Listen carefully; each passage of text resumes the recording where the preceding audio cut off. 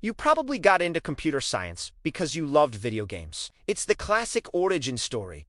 You played Mario, Sonic, Counter-Strike, or World of Warcraft, and you thought, I want to build worlds. The gaming industry is sold to us as the pinnacle of creativity and technology. It's where art meets code. It's Silicon Valley meets Hollywood. But if you talk to any senior developer at a bar after the third beer, they will tell you the truth that game design courses don't mention.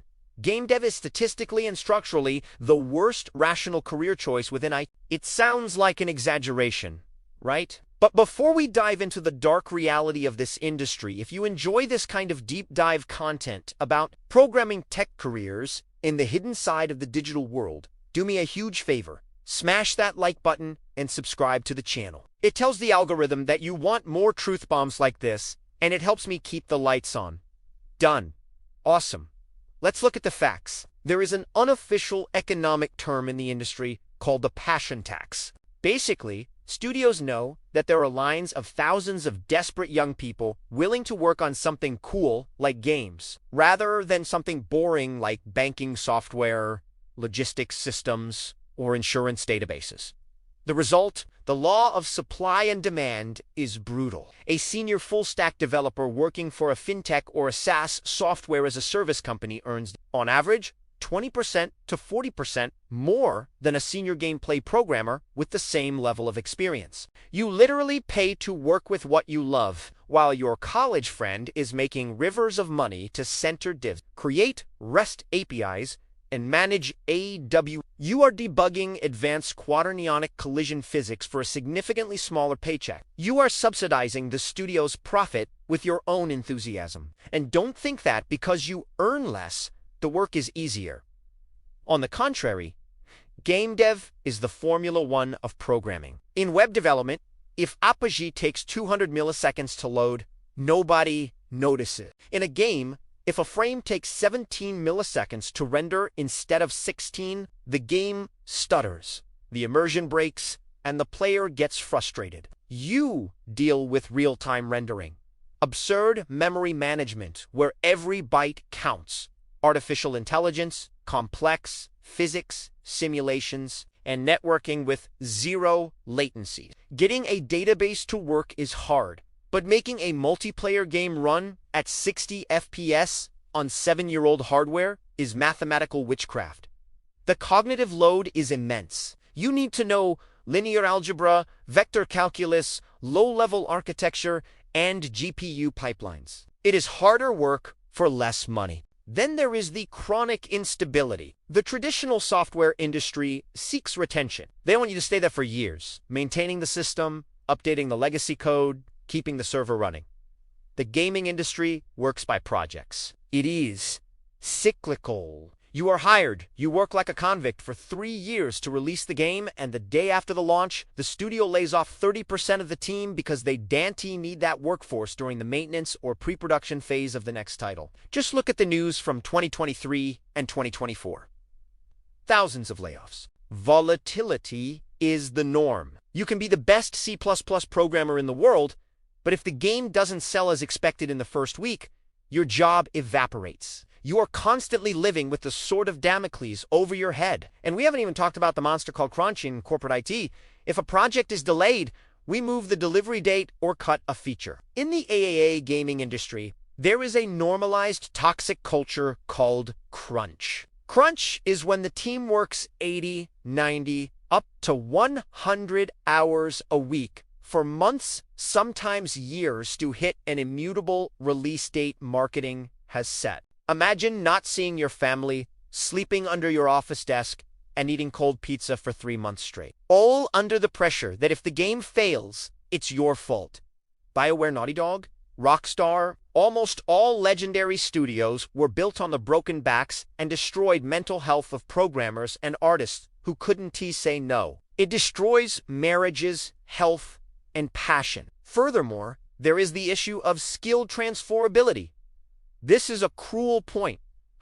In game dev, you might spend 2 years programming just the physics of water, or the particle lighting system, or the cloth simulation of the main character's cape. If you get laid off, these skills are hardly transferable. The general IT market uses React, Java, Python, Docker. Game dev uses proprietary engines, hardcore C++, and tools that only exist inside that specific studio. Leaving the gaming industry to go back to the traditional market often means starting almost from scratch as a junior, because corporate recruiters don't understand that programming a combat AI is 1,000 times harder than making a CRUD application. They see game developer on your resume and think you just played games all day.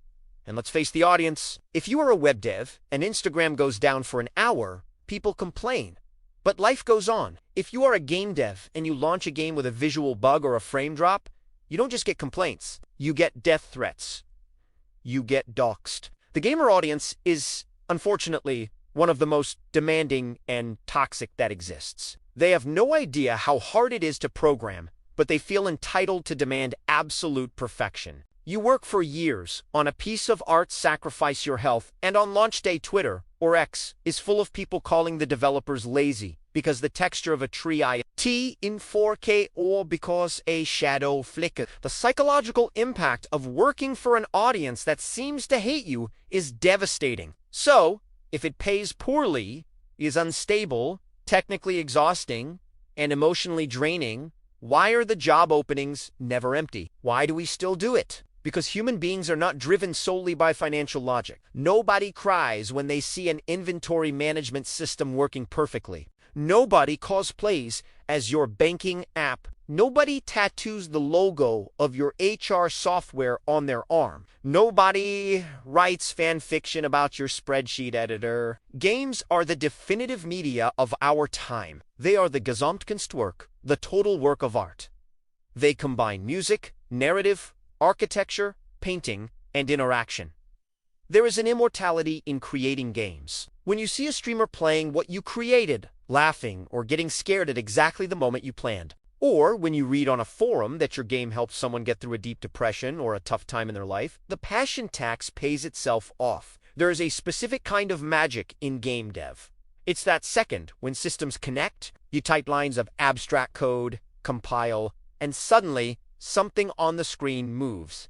It breathes, it reacts, the character jumps when you press space, the music swells when the enemy approaches, the screen shakes when the explosion hits. The monitor stops being a screen and becomes a portal to a world that did unexist 5 minutes ago. You created laws of physics. You created light. You created life. In that moment, you feel something that no banking salary can buy. You feel like a god.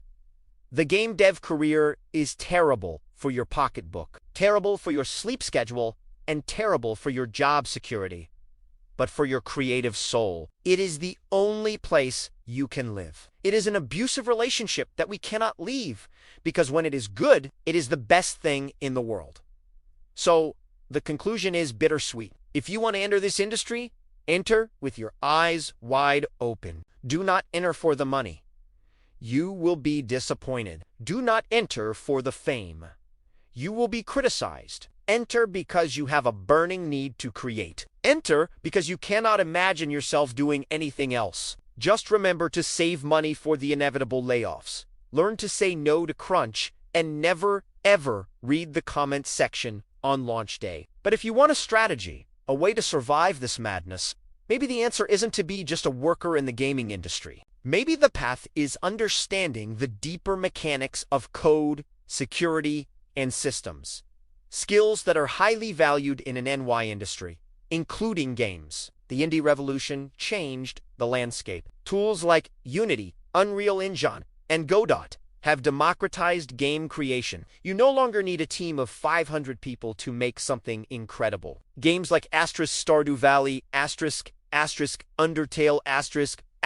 Among Us, Hollow Knight, and Minecraft, were made by tiny teams, sometimes just one person, and these developers became multi-millionaires. They didn't pay the passion tax to a boss. They bet on themselves. However, indie dev is a different kind of nightmare. You aren't just the programmer. You are the artist, the writer, the sound designer, the marketer, the QA tester, and the CEO. and the failure rate is astronomical. For every asterisk, Stardew Valley asterisk, there are 10,000 games that launched on Steam and sold 0 copies. 0. It is entrepreneurship in its purest and cruelest form.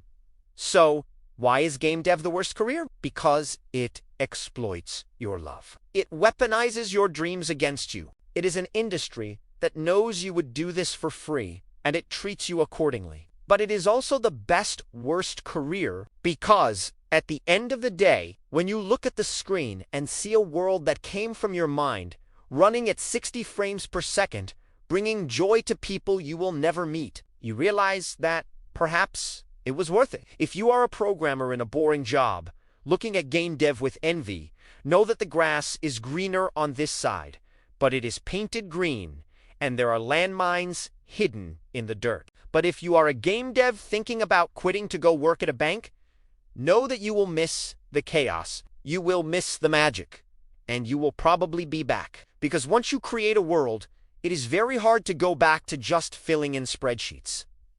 The question isn't whether it's a bad career. The question is, are you willing to pay the price for this power? And if you want to master this power, if you want to go beyond just being a consumer of technology and become an engineer who understands the deep logic of systems, security, and automation skills that will make you a better dev, whether you make games or bank, highly recommend checking out the HackerS Blueprint. It's a 3-in-1 bundle I created covering Python, ethical hacking, and cybersecurity. It gives you the foundation to understand how things break so you can build them better.